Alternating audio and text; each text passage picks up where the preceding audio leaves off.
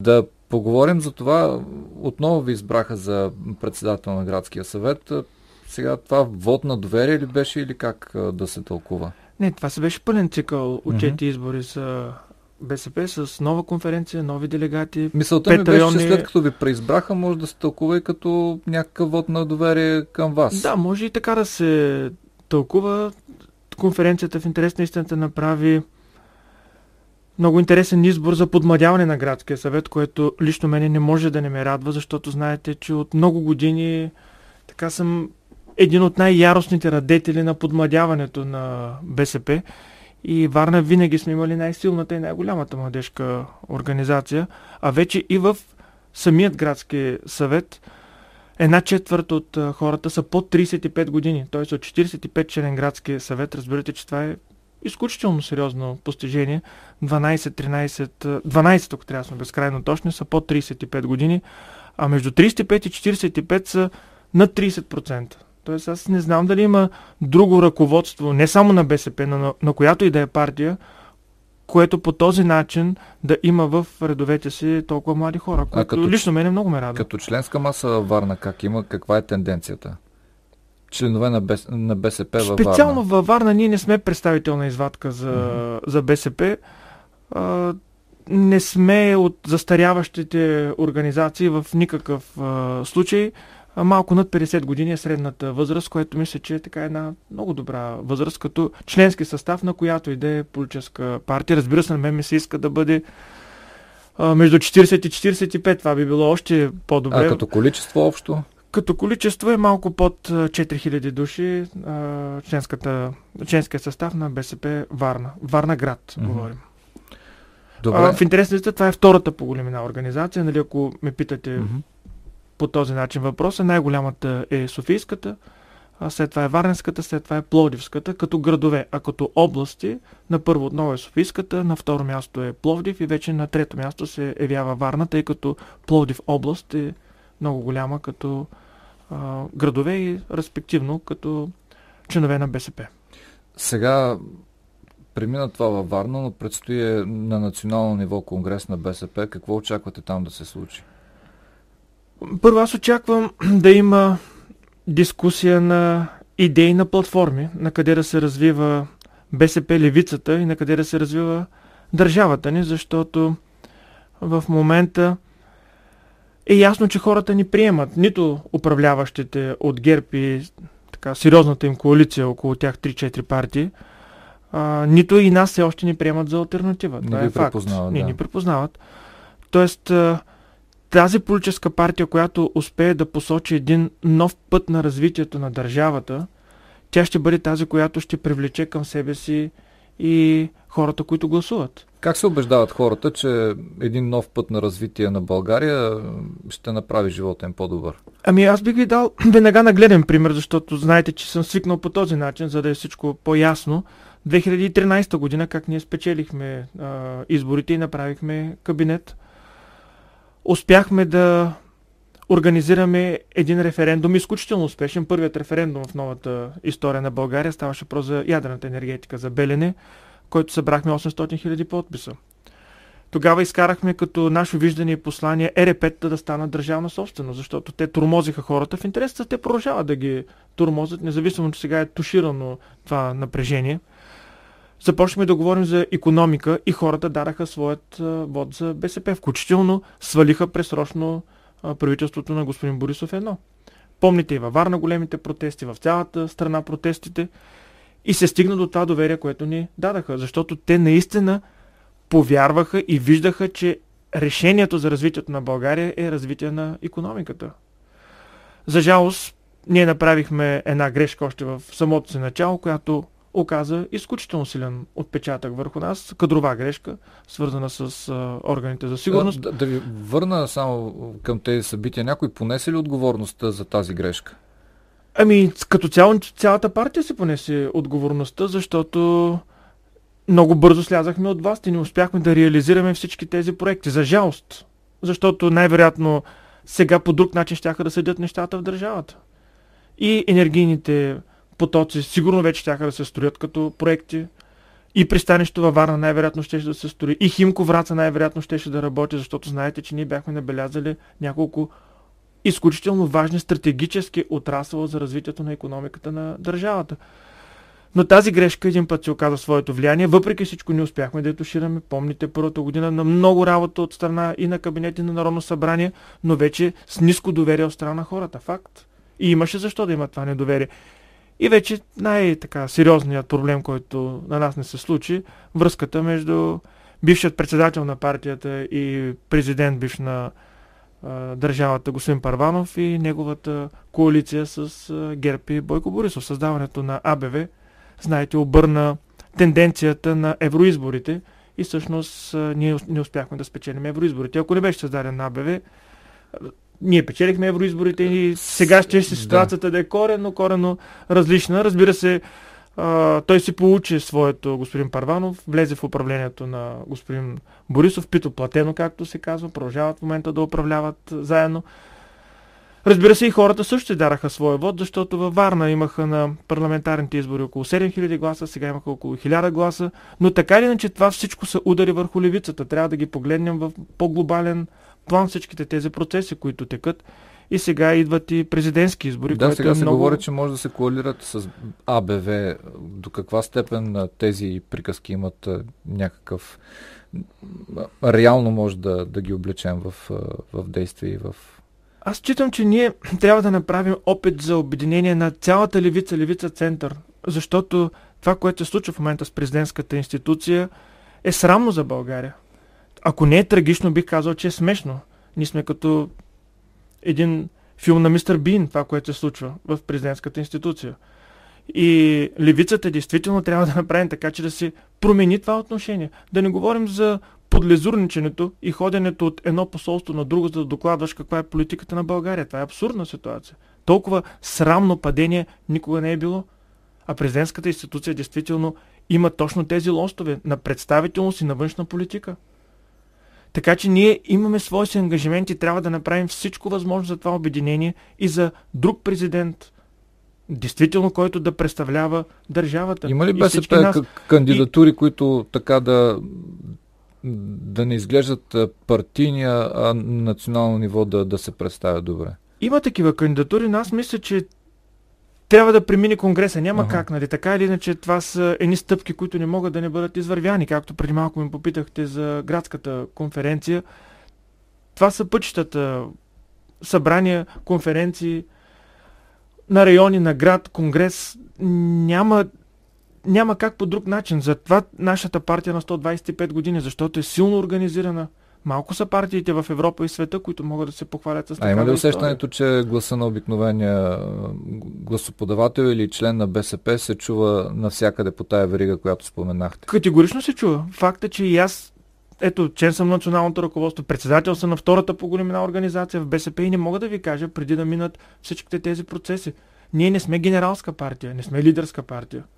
И това е хубавото в БСП. Разбира се, това си има и много свои недостатъци в такива тежки времена, в които се намираме в момента. За жалост, много често популизмът набира ход, отколкото класическият тип политическа партия. Но така иначе този период е относително кратък във времето.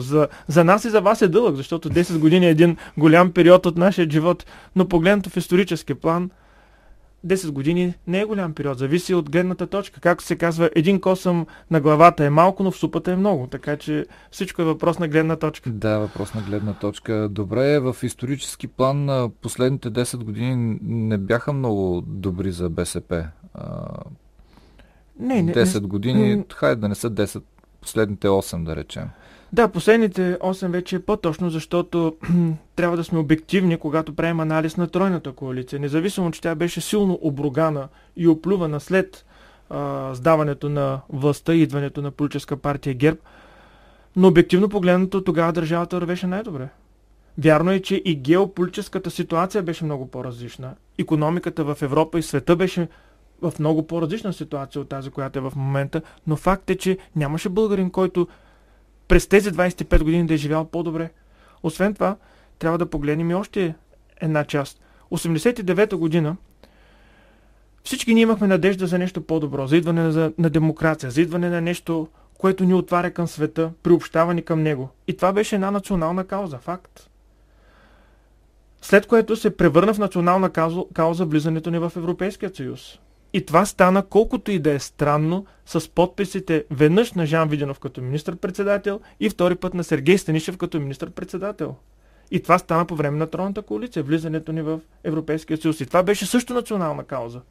За жалост, ние тогава не намерихме сили да кажем, че Тройната коалиция изпълни своята мисия. И тази мисия беше исторически компромис на връзка между НДСВ, ДПС и БСП, за да може да има обединение на нацията и влизането ни в Европейския съюз. И трябваше ние да предизвикаме предсрочните избори. И аз съм сигурен, че нито ГЕРБ ще да съществува в момента, нито ще да е този разпад на държавата, до който ни докара господин Борисов. Но това си беше наша грешка. Ние не намерихме сили да се откъснем. И за жалост в момента големият проблем на държавата ни, на нас, на всеки един, че ние нямаме в момента национална кауза, която да ни обединява. То от години е така, няма национална от кауза. приемането ни в Европейския съюз на практика. Каква може да бъде една така. нова национална кауза? Това е големият въпрос. Ако мога да го направя, сигурно ще бъда Нобелов лауреат, така че трудно може в момента да се каже това нещо. Но аз ще се постарая и като с помощта на всички си колеги от градската организация, това да бъде темата и тезата, която ние да застъпим на Конгреса. Коя е националната ни кауза? Добре, сега национална кауза... Аз бих казал така, за мен лично, това е възстановяване на държавата, възстановяване на икономиката.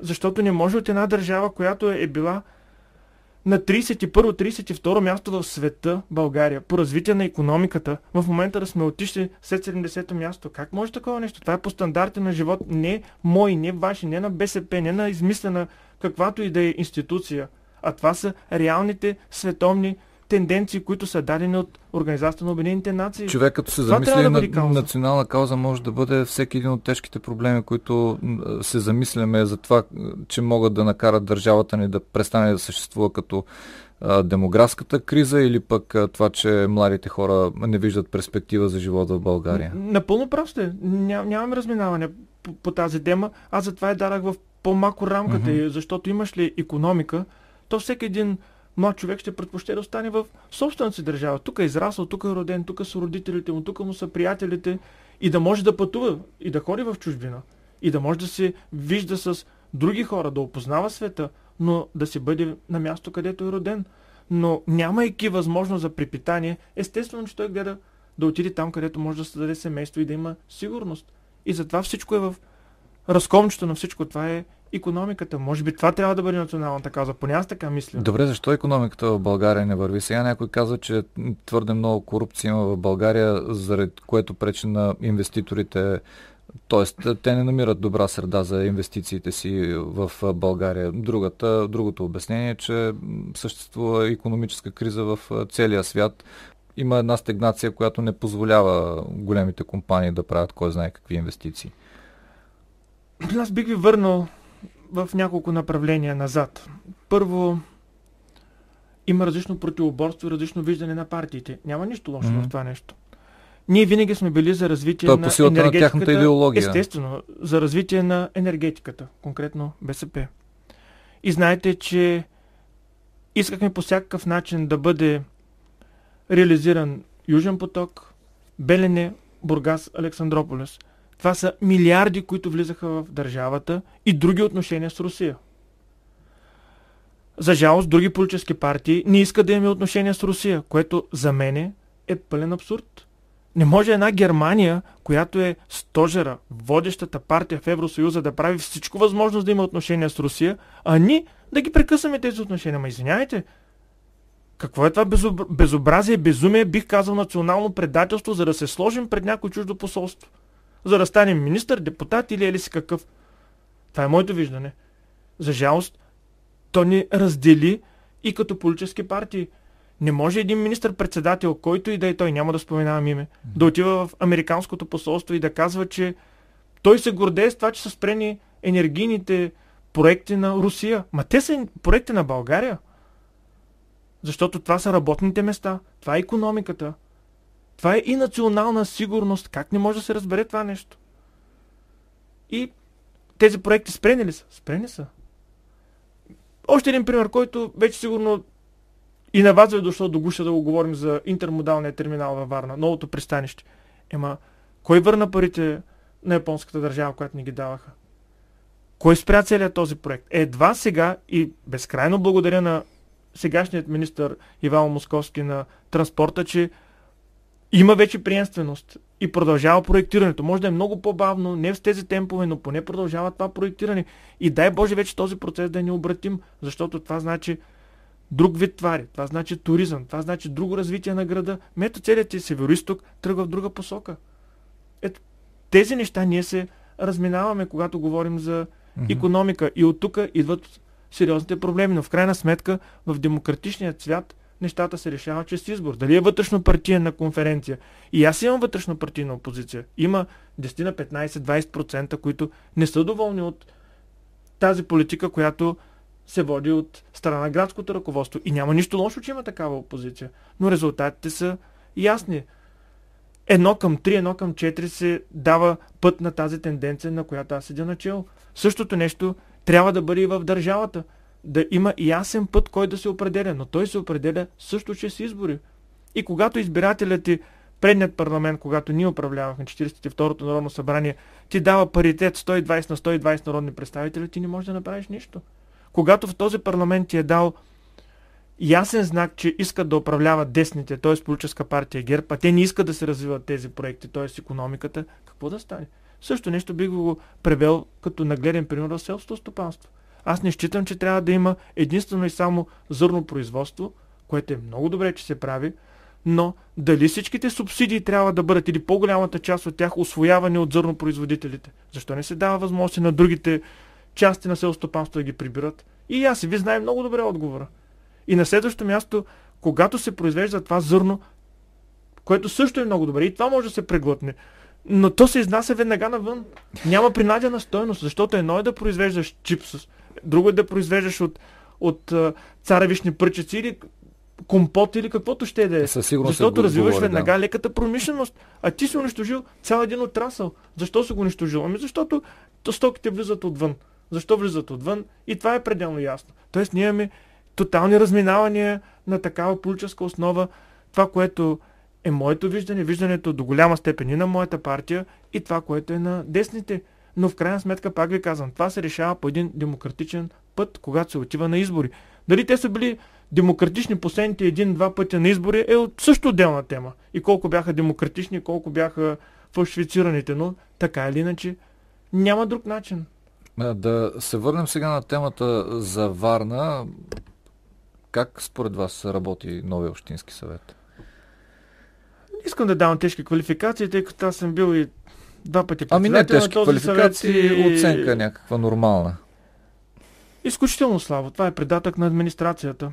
Аз мисля, че мнозинството на политическа партия ГЕРБ... Тоест не сте коректив като общински съвет, изпълнявате така функции, които ви правят в очите на обществото придатък, както казахте. Аз мисля, че мнозинството на политическа партия ГЕРБ не е осъзнало нещо, което е азбучна истина. Дори азбуката не знаят. Законодателят е направил така, че да има кметска институция и да има законодателна власт в лицето на Общинският съвет. Това са две отделни институции и те трябва да бъдат коректив една на друга. Докато в момента какво се получава? Отново се мъчат максимално нагледен пример. Ние приемем бюджета на 2014 година, отчета на бюджета на 2014 година, месец декември на 2015 година. Как са приели бюджета на 2015 година, когато те не са приели отчета на предходната година? Една година по-късно го приемат. Приемем бюджета за 2016 година, когато все още не знаем отчета на 2015. Ма това са абсурди. Абсурди. И никой не отреагира. Това, ако е в нормална държава, до сега всички щяхме да сме на улицата и да я няма тази кметска институция. Как може такова нещо? Председател на Общинският съвет, който е юрист и добър юрист и безспорно на много високо ниво е човека. Прави ти сесия на Общинският съвет, като не спазва нито един от сроковете. Основава се на една точка от правилника при извънредна сесия, която трябва да има една точка. Да, тогава можеш да имаш свикване на сесия в рамките на 48 часа. Тя не е извънредна сесия, вътре се вкарват всякакви видови точки. Това Единственото, което аз можех да направя, да го жаля в съда. Естествено, че няма да го направя. Изминал съм отдавна този път, за да си правим такива детски номера.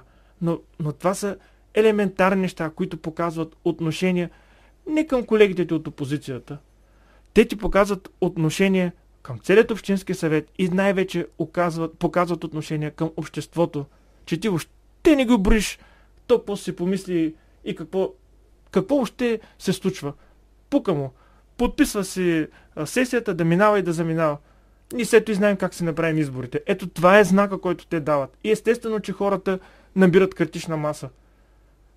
Когато говорихме за пътя, който се направи от Винса до Кръговото, 3,2 км 8 милиона. Къде има такъв път? Почнахме го от нула, изкопахме го, магистрал ли направихме, тунел ли направихме? Как може това нещо? И никой не отреагира, и никой нищо не казва. Ама на тях пак не им дреме, защото сигурно на следващите избори пак ще ги организират по същия начин. За жалост ние имаме изкривено виждане за демокрация и не можем да разберем, че рано или късно сметката се плаща от някой. Но този някой е целият този град. Този някой е цялата тази държава. Това не може да продължава дълго време. Ще бъде 1 година, 2 години, 3 години. Само, че за това ви казах, от историческа гледна точка този период е нищо. Ама за нас, за вас, за мене, за всички, които сме в студиото е страшно много, защото нашия живот минава и заминава. С тези глупости, на които ставаме свидетели и ние сме си виновни, че ги допускаме. Добре. Така ще приключим разговора за днес, но предстоят интересни събития и в рамките на Общински съвет и случващото се в града предполагат разговори за това как се извършва промените в инфраструктурно отношение, за интегриране на градски транспорт.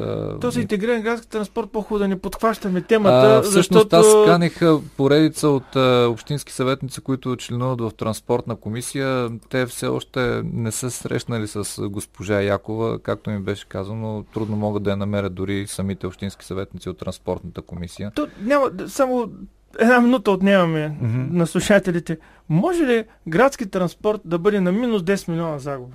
Когато са купени новите автобуси, когато са купени новите тролеи и те се оказва, че имат по-лоши параметри от старите и никой не носи никаква отговорност. Получихте ли отчет от ръководството на градски транспорт? Нито от градски транспорт получихме, нито питането, което задарахме няколко пъти в зала какво се случва. Къде го има това нещо? И интегриран градски транспорт, вие го помните, цялата тази програма започна преди толкова години. Аз съм бил, ако не ме лъжи паметта, първи мандат председател на Общински съвет. Аз забравих кога беше това нещо. За да можем да ги вземем тези 114 милиона, за да се направи Мария Луиза асфалтирането, 8 Приморски полк асфалтирането, велоалеята, която изпълниха супер, просто няма какво да кажа по въпроса. Да се купят всичките тези... прокуратурата сега за тротуарите, тези автобуси да се купят, всичките тези тролеи да се купят, защото виждате, дори на билбордовете е написано програмата 2007-2013, тя няма нищо общо с това управление, което е в момента. Ама колко години се работеше, за да стане това нещо? В момента, кое е направлението, по което се работи? Да си пожелаем да приключи този проект поне в последния срок, който е даден средата на тази година, а пък живот и здраве ще видим дали ще се случи и дали няма да има отново отлагане. Дано трябва да приключи, защото в крайна сметка това наистина помага много на града ни.